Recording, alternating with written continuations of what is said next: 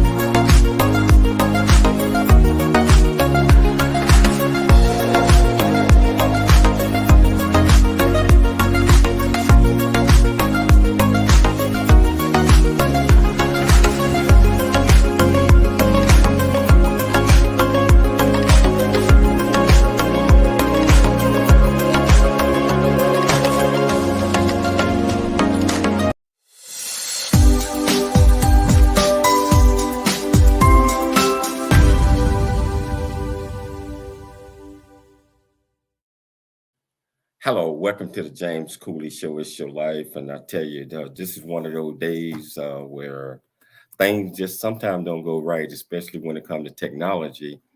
My current computer went out on me right before the show started. I had to switch over, so I apologize to our viewers and our listeners out there because we got an absolutely fantastic show coming your way. This young lady been on the show before, and a best-selling author. She just released her new book, and I'm telling you, it just killing it out there already. And we had such a wonderful, wonderful conversation when we talked about 2 months ago, and I just thought that would be absolutely wonderful to get her back on. Tell us a little bit more about her book and all the great things she's doing. And the topic that we're going to talk about today is recognizing the stranger in the mirror. Many times, you know, we look in the mirror. We look in the mirror, and there's a reflection coming back from that mirror, and that reflection coming back from the mirror is you. We sometimes like, oh, that's not me. That's a trick mirror. That's this or that. But no, we have to be able to understand that we have to see things as it is, and we have to live life as it is. And it's with me and Michelle. It's all about following our higher power, doing the right thing.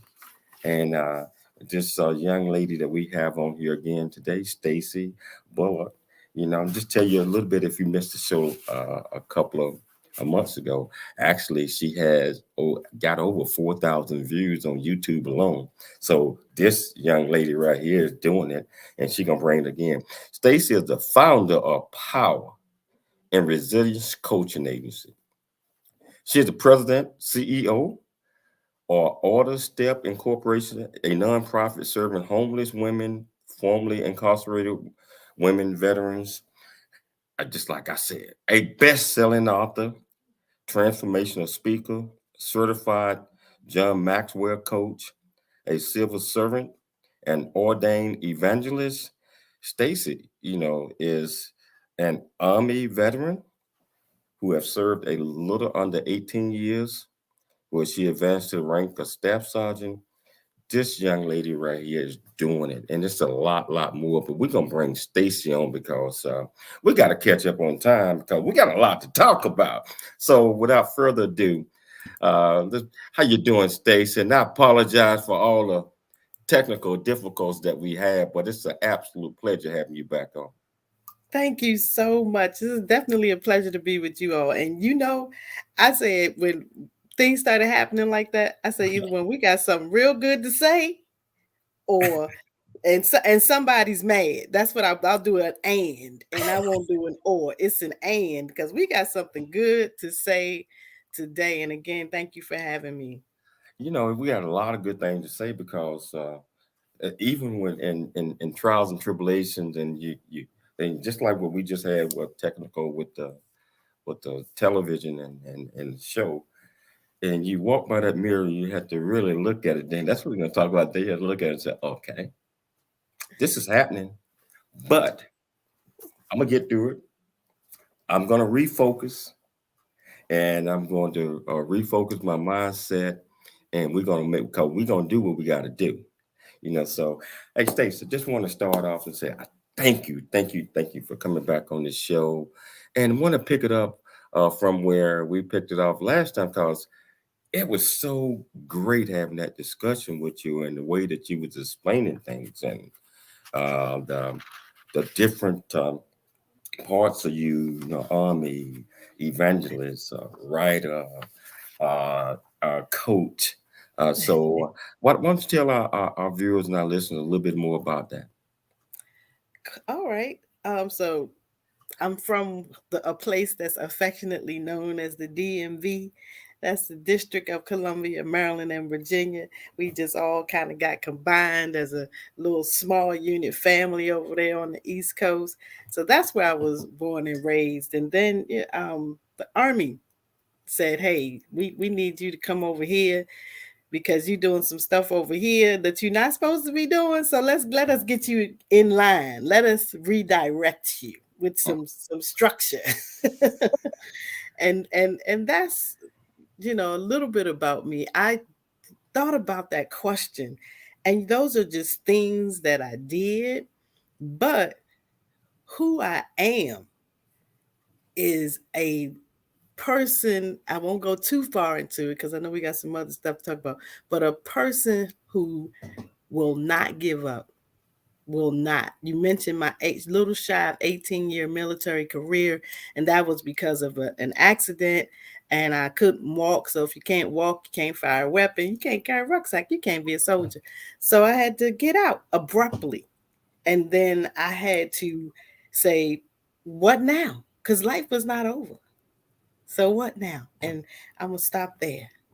You just mentioned something, because a lot of people would throw their hands up in there, because they done lost their train of focus, their sense of direction, and the question of what's now.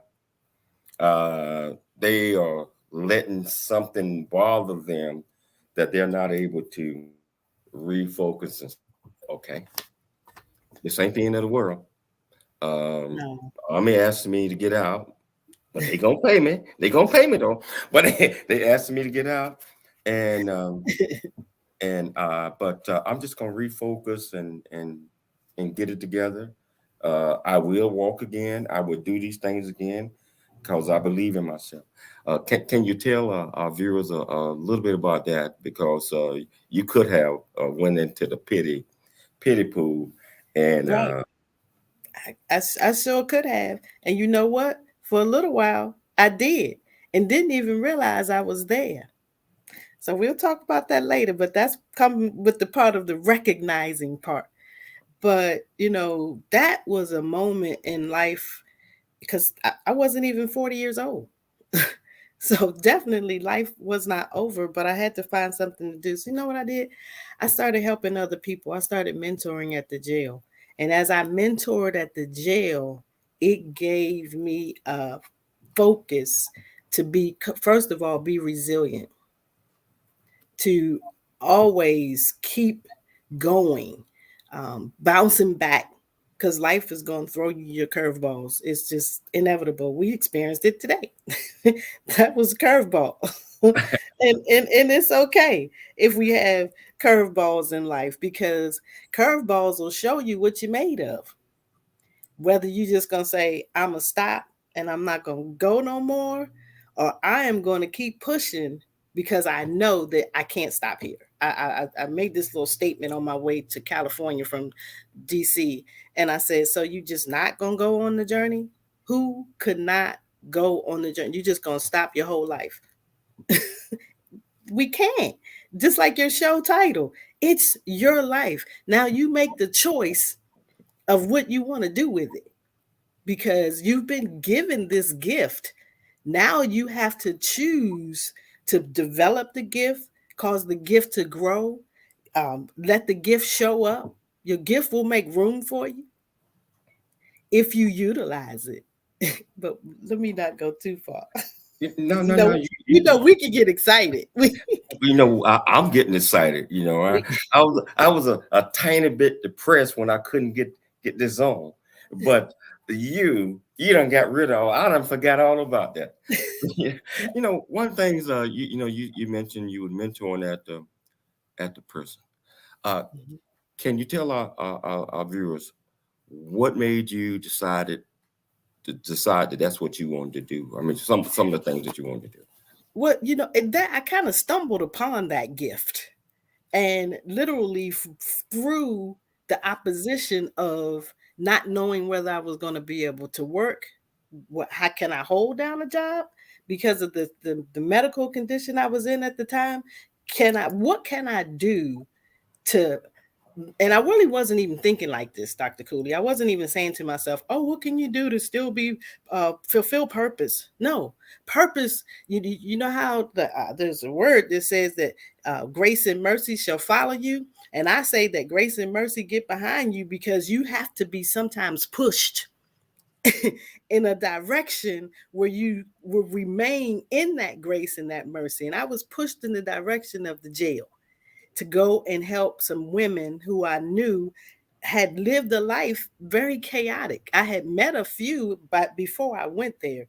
And so knowing that I could provide direction for somebody who needed, first of all, they needed love, they needed care, they needed somebody with compassion, they needed somebody who was going to be firm with them, who wasn't going to lie to them, I told them their life was too important to me for me to sugarcoat stuff. I had to be real. I was in their living quarters. I didn't go to a separate room that was outside of, where they were. I was in their living quarters where they ate and slept and watched TV and all that stuff. So I had to go through those metal gates just like they did when they went in there and be in their environment. And that was so eye-opening to me as somebody who got to leave and, go home. But they had to stay there and endure. So I got to see endurance. I got to see firsthand somebody who really wanted to be resilient, who wanted to demonstrate the resilience that was already built inside of them. So that opportunity was golden for me. And I didn't even really know it until I asked a question. I said, why do you keep coming back? Because there was a revolving door for a minute while I was there. People would get out, stay out for a couple of months, and then they come right back. Like, wait a minute, what's going on here? So there was a nonprofit called Order Steps Incorporated birthed out of that question. Why do you keep coming back? Because their answer to me was they had nowhere to go except for where they were when they first got in trouble. Wow. I got a friend of mine, Clemens Johnson, who's who watching this right now.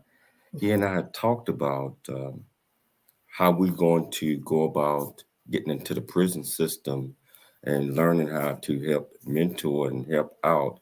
I think we got our answer today, and because we're gonna I'm gonna be touching bases with you on that because everybody deserves a second chance. Oh, yes. And everybody has purpose. Yes. And sometimes we just have to find our way. I tell you, Stacy, we're going to take a station break, but I can't wait to get back to this conversation. And if you want to be part of the conversation, just go to the comments, wherever you're watching it at. Ask Stacy any question you want to. It's your life. We'll be back shortly after the break. I never wanna leave. Yeah. I'm right where I wanna be. We got something you and me, and I can't get rid of this feeling. Just like a magnet, we're just like a magnet. The things we have can't be taken for granted. Now I know that it has always been you. I can't help it, I'm so drawn to you. Just like a magnet, we're just like a magnet. The things we have can't be taken for granted. I know that it has always been you. I can't help it, I'm so drawn to you. Hey, I'm so drawn to you. I'm so drawn to you. Really get a chance to know who you are. And once you know who you are, you truly know who you are, love who you are. Love who you are. You're a masterpiece. Love who you are. Love who you were born to be. Love me some me. That's what I'm talking about. When you leave high school, you gotta know today or tomorrow, or hopefully today, what your plans are. Hopefully, there is no bad decision unless there is no plan. Create, collaborate, commit with confidence. Commit with what? Commit with what? In everything that you do. Wow. you know, just I was just thinking about that powerful statement how you left with the ministry and in the prison system, and I think Clement just responded that says that he's on board. He want to he want to know a little bit more about that, and we'll talk about some of that later on down the line. But first of all, I'm gonna tell you right now, I owe you a show because I got it. I won't even feel right unless I get this right. So we're that's gonna be another one later on down the line. I But appreciate that. but I want to talk about the title, recognizing the stranger in the mirror. Can you tell our viewers and our listeners why was that important for you to talk about that today? Okay, let me get myself together on that one. Talking about recognizing the stranger in the mirror. So, this book took me about 2 years to write, and that's not usual for me.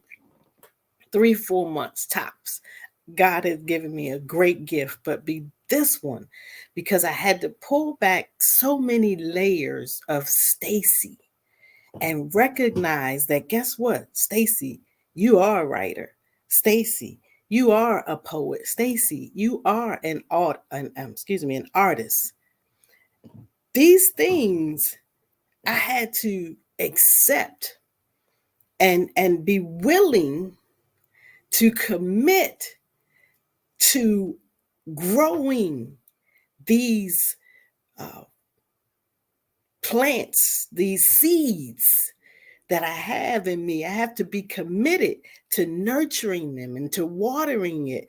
And I found that not only when I looked in the mirror, I did not see my gifts and my talents that I'm supposed to fill the earth with. There are many others who don't see when they look in the mirror, they don't see the seeds of um, entrepreneurship. They don't see the seeds that they can be a student, that they can go all the way to get their PhD. They don't see that I'm the best cook on earth. They don't see that I have the ability to change a life. That's the biggest thing that we don't see a lot of when we look in the mirror, that I have been given something that will change someone else's life for the better. Wow. So you said it took you 2 years to write this book. Yes. What were some because normally you said 3, 4 months. What were some of the things that when you thought you was ready to release this, and you said,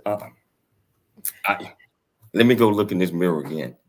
And you went and looked in the mirror again, and you came back with some additional thoughts. Can you tell us about that? Because I know how I am when I'm writing books. So sometimes I think I'm ready to release it. I'm ready to then next thing you know, I'm doing a hike and it's like I gotta add another chapter. Mm-hmm, mm-hmm, mm-hmm. Why That don't part right, you tell our viewers about there. that? Yes, that part right there too. So there's that too. And in between had understanding that there's a book to be written. Now there's that too, to get to the end of actually producing it into paper copy or however you want to distribute it. That too for me was you have to deal with some stuff, girl. You have to deal with you. And a lot of people don't want to deal with them. They much rather deal with the outside than the inside. Mhm. But we can't deal with the outside. We can't, let me say, we can deal with it, but will it be beneficial? Will it be effective? Will it be something that is going to make another person say, hey, I want to do whatever it is that they're desiring and craving to do. They'll stand up and say, I want to do that. I want to be me. I said that the other night. I was doing some spoken word, and I said, I want to be me. I want to be the meticulous and the exuberant Stacy. But I had not committed to doing that until I decided to recognize that stranger in the mirror. There are many labels that I was given, but those labels, and to most of us, the labels that people try to put on you, it comes to you as a foreign object because that's not who you are. When people start to tell you, oh, I use this story all the time. My daughter, I was so excited when she got into medical school, a free ride too. I mean, actually, I'm sorry. She was going to the first 4 years of college, but that would have led her to go to medical school without even having to take an MCAT and all this stuff. You know, I'm running around proud mama. Oh my goodness, my daughter's going to be a doctor. She dropped out of school the first semester. I think she might be on here listening. But she knows it's true. But she actually graduated from Bowie State a few years later after she dropped out because she discovered she didn't want to be a doctor. Mama wanted her to be a doctor. She didn't want to be a doctor. She is one of the best counselors for girls in group homes there is. So she loved that position. It wasn't even a job. So when we discover and recognize who we are, guess what? It's not even a job. And me talking to you, is her name? She just sent you a message. That's my daughter. That's my daughter. I knew she would. She said she was going to listen. And so, you know, they get to hear stuff all the time. Oh my goodness, my mama telling our business. But, you know, we get free when we tell our business because then we get to discover who we really are. What are you really made of? What can you do that is profitable? And not necessarily monetarily, but I just said your gift will make room for you. That's word. And it will, you know, give you the blessings and all that other stuff. But when we discover that, oh my goodness, I float around here often in my house. I'm in here just floating around. Sometimes I find myself dancing and singing. Why? Because I finally figured it out. But I want to help other people figure it out. You know, we're going to take a station break. But you just mentioned something, and I do this in a lot of my speeches called Know Yourself, Accept Yourself, Love Yourself before you share yourself. And that's the only way you're going to know who you are. We're going to take a station break, but we're going to come back because we're going to have to jam a lot of stuff in the next 20 minutes because we're just breaking the surface. So if you want to be part of this conversation, just go to the comments and just ask this great young lady any question you want to. We'll see you shortly after the break. Really get a chance to know who you are. And once you know who you are, you truly know who you are, love who you are. Love who you are. You're a masterpiece. Love who you are. Love who you were born to be. Love me some me. That's what I'm talking about. When you leave high school, you gotta know today or tomorrow, hopefully today, what your plans are. Hopefully, there is no bad decision unless there is no plan. Create, collaborate, commit with confidence. Commit with what? Commit with what? In everything that you do. If you can see it here, you can do it. You might not be able to see it with the physical eyes, but if you can see it here, you can do it. Don't let anyone tell you that you cannot do it. You all are the future leaders of tomorrow. I am a leader. I am a senior. I will be one of the leaders of this world. So, if you know yourself, and if you love yourself, you got the confidence, you can share yourself, you can be who you are. It doesn't matter if you're short, tall, fat, big, whatever, black, white, pink, gold, purple. It doesn't matter. You step up with confidence, You are a masterpiece. You are leaders.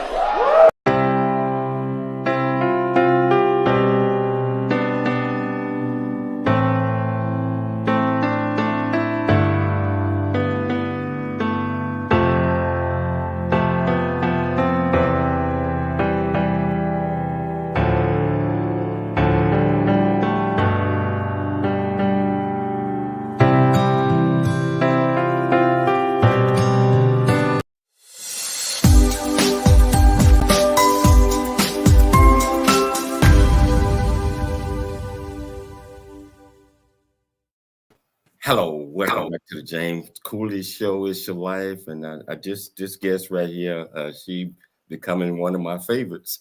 You know, and I mean, every time that I get a chance to chat with this young lady, it's just so inspiring. It's just so uplifting, and that's what we need. Those are the type of people that we need in our life.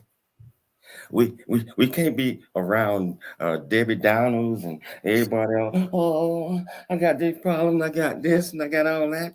Well, we all have problems, but let's try to look at the positive portions of these things.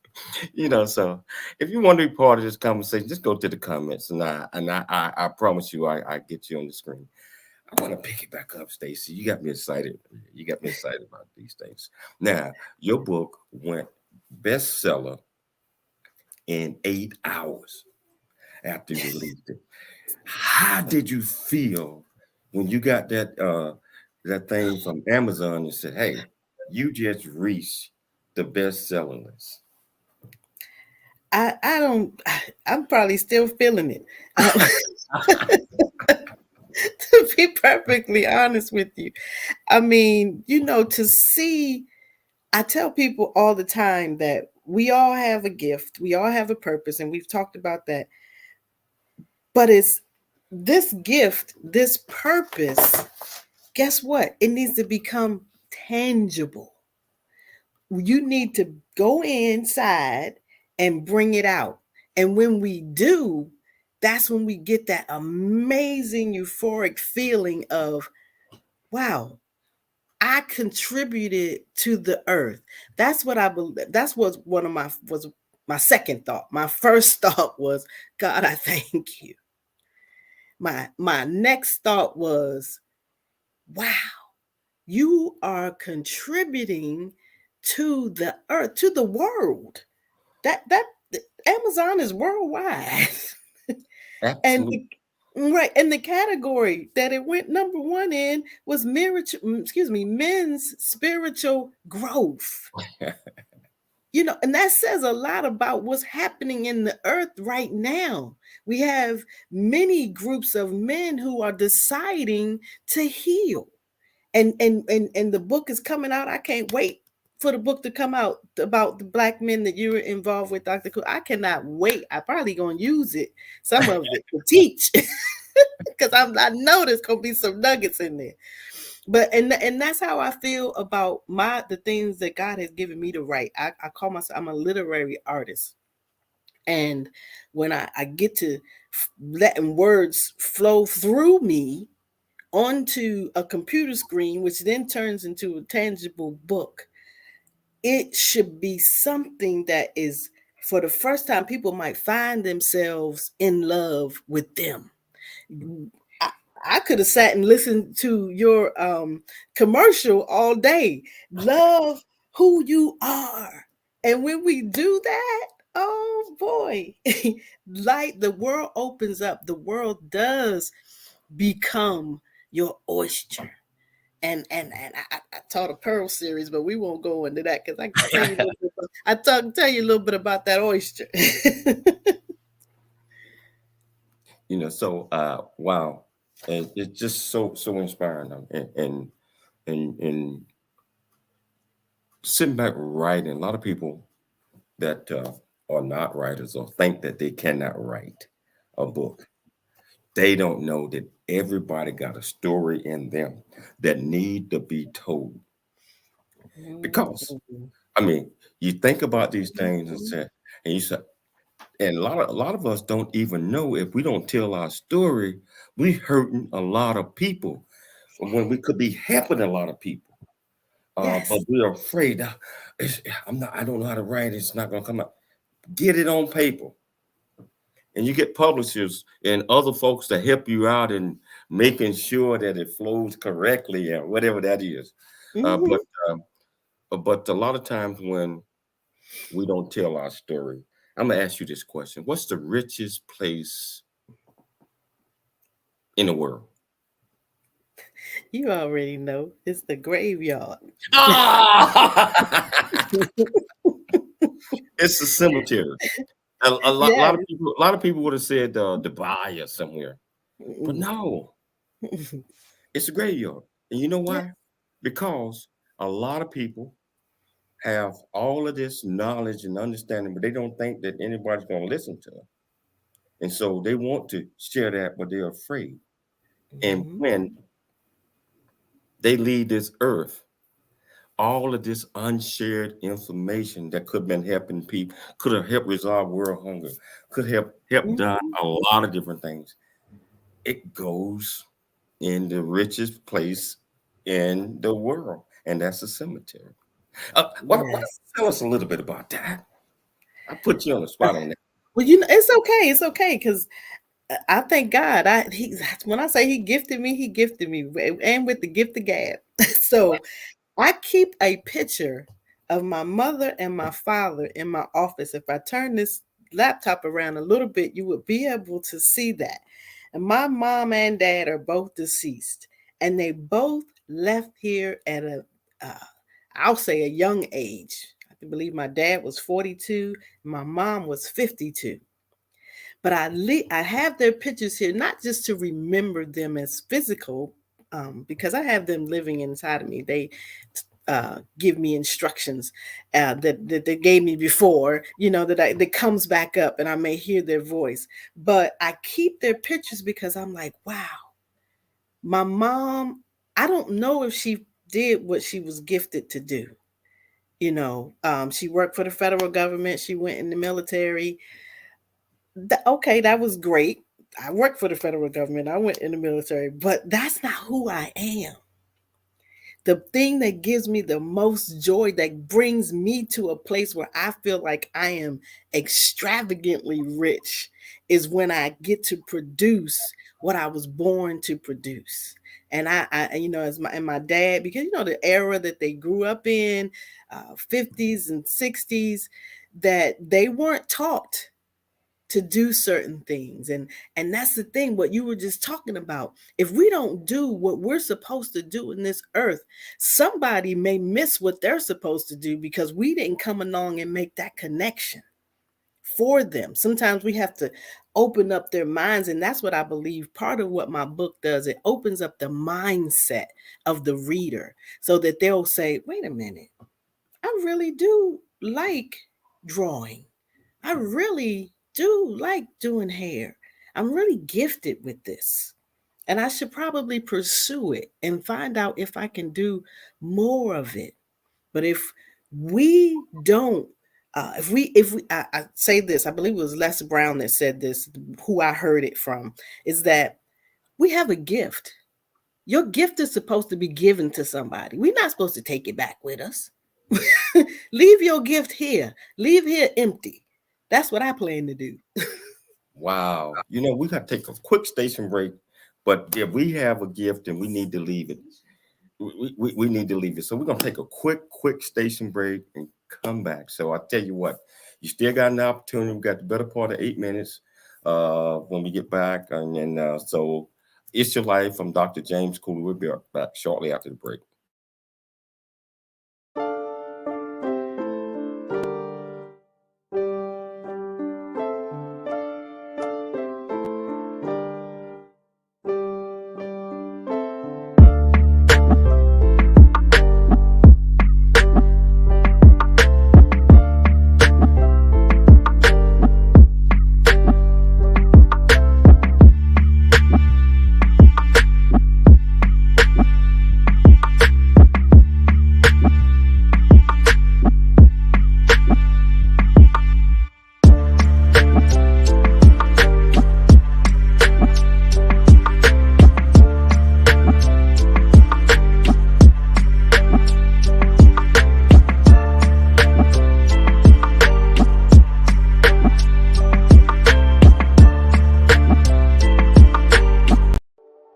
Noah Dingley here, producer of The James Cooley Show, It's Your Life. And the new audio version of James' book, Country Boy, City Boy, A Journey That Ain't Over Yet, is a must-have. James shares his true life story of struggle and success in America.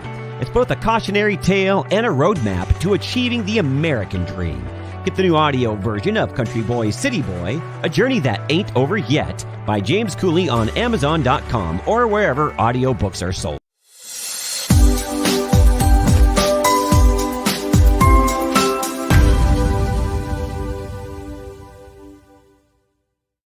Welcome back to Your Life.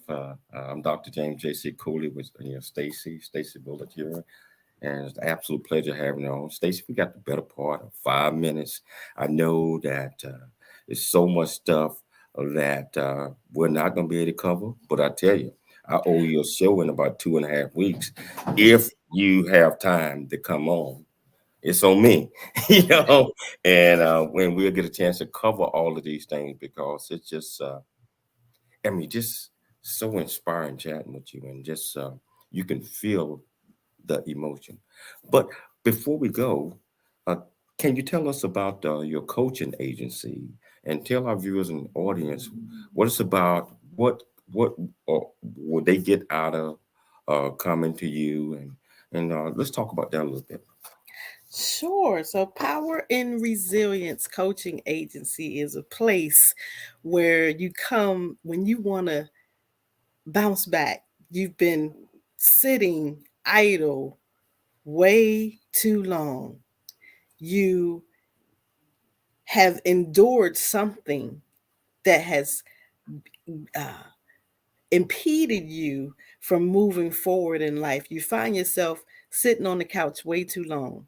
You find yourself scrolling through social media way too long and not producing any purpose, not bringing forth the tangible items that will come through you.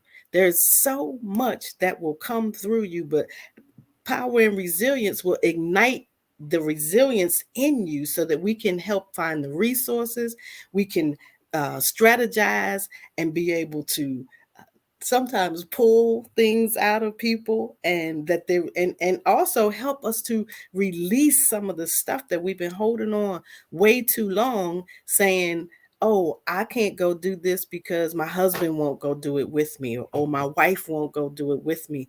But you got this burning passion to go, I don't know, maybe start a nonprofit taking care of the elderly. A lot of people are being creative in their thinking, but they're not being creative in their movement. So Power and Resilience will give you the tools, give you the resources to help you make movement. I love it. Tell folks where they can get your book, because I want to know. You got me excited right now. I know you can get it on Amazon, but let's tell them what they tell them the title of the book and where they can get the book. Yes, Recognizing the Stranger in the Mirror. You can get the book. It's on Amazon.com. You can go to my website, powerandresilience.com, and the link will be there. It'll connect you actually to all of my books. But Amazon.com is the main distributor of Recognizing the Stranger in the Mirror. Wow. Let me ask you, I'm going to throw you off a little bit. If you was able to go back, I'd say 30 years ago, and talk to the younger Stacy, if today's Stacy was able to go back and talk to the younger Stacy, what would she tell her? Stop being a knucklehead. No. I would say that, because and say that you don't have to take everything personal. Uh-huh. You're gonna be okay. Uh-huh. Get focused. I'll say get focused, because then I wasn't, but get focused on something that excites you, not just something somebody told you. And the last thing, I'll piggyback right off of that, what people told you, what people labeled you as, was a lie. Wow. You know, Stacy, it's an absolute pleasure. I would love for you to let Michelle know that you're available in 3 weeks, because we got a lot we got to talk about. You know, so if your schedule allows you to do that, please get in touch with her, and we're gonna get you on. And this time I want to get you on the radio. I want to get you on everything. You know, so but that means you have to get in touch with her real soon. You know, Okay. thank you so much for coming on. We'll see you in about 3 weeks. I'd like to thank Michelle for putting together another great show. I'd like to thank our viewers and our listeners for always tuning into the James Cooley Show. It's your life. Always dream big, think big, and be big at everything you do. We'll be back next week, same time. It's your life. I'm Dr. James Cooley.